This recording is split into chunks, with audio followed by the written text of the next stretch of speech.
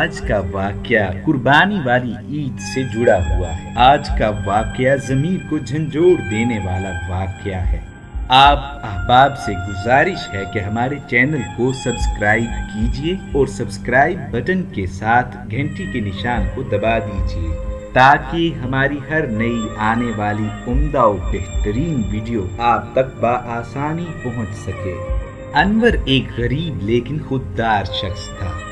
वो अपनी बीवी और 2 बच्चियों के साथ बड़ी मुश्किल से गुजर बसर कर रहा था।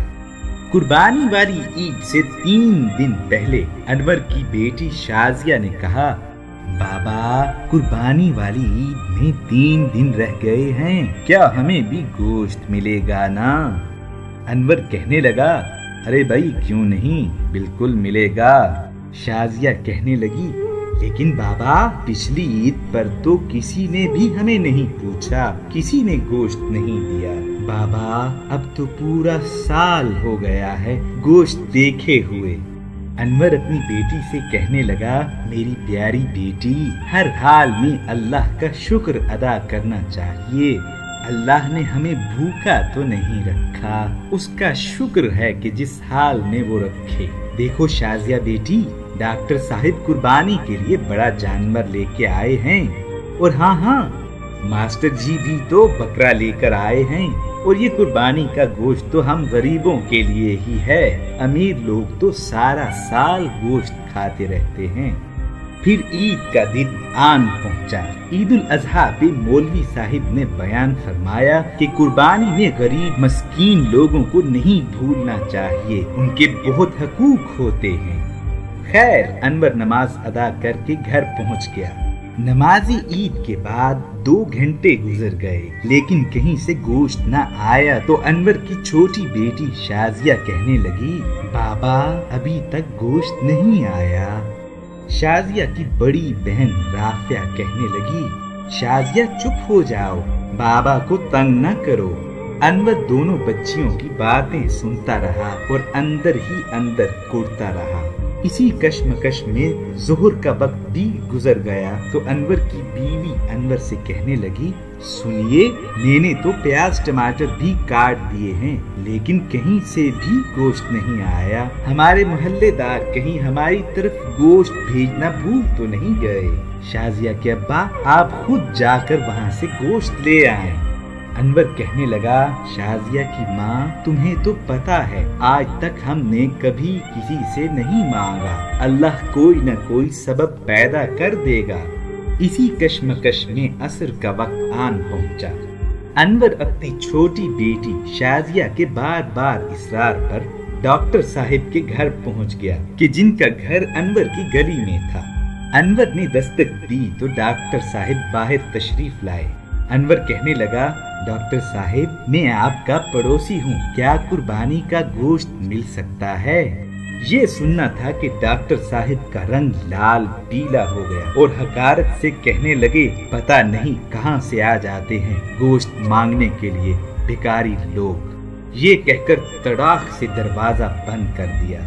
एहसासे तौहीन से अनवर की आंखें आंसुओं से लबरेज हो गईं। वो बोझल कदमों से चल पड़ा। रास्ते में मास्टर जी के घर की तरफ कदम उठे और वहाँ भी वही दस्ते सवाल। मास्टर साहिब से कहने लगा, मास्टर जी, मैं आपका पड़ोसी हूँ, कुर्बानी का गोश्त मिल सकता है? मास्टर साहिब ने अनवर को फिरौनियत से देखा और अंदर चले गए। थोड़ी देर बाद बाहर आए तो शापर देकर जल्दी से अंदर चले गए, जैसे कि गोश्त मांग कर अनवर ने कोई गुनाह कर दिया हो। घर पहुंचकर जब अनवर ने देखा तो शापर में सिर्फ हड्डियां और चर्बी थी। अनवर इतनी जिल्लत और तौहीन बर्दाश्त न कर सका, उठकर अपने कमरे में चला गया और ज़ारो कतार रोने लगा। सिसकियों की आवाज सुनकर बीवी अंदर आई और अनवर से कहने लगी, आप गमगीन न हो, मैं चटनी बना लेती हूँ। थोड़ी देर बाद अनवर की बेटी शाजिया कमरे में आई और बोली, बाबा हमें गोश्त नहीं खाना, मेरे पेट में तो वैसे भी दर्द हो रहा है, भला पेट में दर्द हो तो कोई गोश्त कैसे खा सकता है? ये सुनना था कि अनवर मजीद फूट फूट कर रोने लगा, लेकिन अब वो रोने वाला अकेला नहीं था। انور کی دونوں بچیاں اور اس کی بیوی آنسو بہا رہے تھے۔ اتنے میں انور کے پڑوسی اکرم کی آواز آئی۔ اکرم سبزی کی ریڑھی لگاتا تھا اور ایک غریب شخص تھا۔ اکرم کہنے لگا، انور بھائی دروازہ کھولو۔ انور نے جب دروازہ کھولا تو دیکھا کہ اکرم نے گوشت کا ایک تھیلا پکڑا ہوا ہے کہ جس میں 5 سے 6 کلو گوشت موجود ہے۔ اکرم کہنے لگا، انور بھائی گاؤں سے چھوٹے بھائی یہ گوشت لائے ہیں۔ آپ تو جانتے ہیں گھر میں کھانے والے 2 افراد ہیں، میں اور میری بیوی۔ ہم کتنا کھائیں گے؟ ہمیں یہ اچھا نہ لگا کہ ہم اکیلے کھائیں اور آپ کو اس میں شریک نہ کریں، لہذا یہ گوشت آپ کے لیے لایا ہوں، قبول کیجیے۔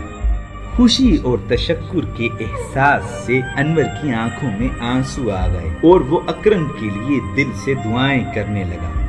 اب انور کی بیوی نے گوشت پکایا۔ گوشت پکنے کے بعد دسترخوان پہ سجایا گیا۔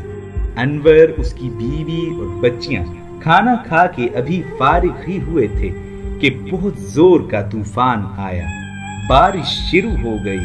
جیسے ہی بارش شروع ہوئی بجلی چلی گئی۔ پورا دن بجلی نہ آئی، دوسرے دن بھی بجلی نہ آئی۔ پتہ کیا گیا تو معلوم ہوا کہ ٹرانسفارمر جل گیا ہے۔ تیسرے دن انور اپنی بیٹی شازیہ کو لے کر باہر آیا تو دیکھا کہ ماسٹر جی اور ڈاکٹر صاحب بہت سا گوشت باہر پھینک رہے تھے جو کہ بجلی نہ ہونے کی وجہ سے خراب ہو چکا تھا۔ اس گوشت پر کتے جھپٹ رہے تھے۔ شازیہ بولی، بابا کیا ان لوگوں نے کتوں کے لیے قربانی کی تھی؟ انور شازیہ کا چہرہ دیکھتا رہا۔ ماسٹر جی اور ڈاکٹر صاحب نے یہ بات سنی تو شرمندگی سے سر جھکا لیا۔ یہ واقعہ بے حس معاشرے کے منہ پہ زوردار تمانچہ ہے۔ خدا را احساس کریں غریب اور مسکین لوگوں کا۔ اپنے آس پاس خوددار مساکین کی ضرورتوں سے ہمہ وقت آگاہ رہیے۔ سفید پوش لوگوں پہ نظر رکھیے، ان کی مدد کیجیے۔ قیامت کے دن ہر شخص سے اس کے پڑوسی کے بارے میں پوچھا جائے گا۔ آج تو وہ وقت آ گیا ہے کہ ہم مرغن غذائیں، طرح طرح کے کھانے ہڑپ کر جاتے ہیں، جبکہ ہمیں یہ معلوم نہیں ہوتا کہ ہمارے پڑوس میں ایک شخص بھوکا ہے۔ ہمیں یہ معلوم نہیں ہوتا کہ ہمارے پڑوس میں ایک شخص کے بچے بھوک سے بلک رہے ہیں۔ خدا را احساس کیجیے۔ اللہ پاک ہمیں سمجھنے کی توفیق عطا فرمائے۔ اللہ پاک ہمیں دوسروں کا احساس کرنے کی توفیق عطا فرمائے۔ آمین۔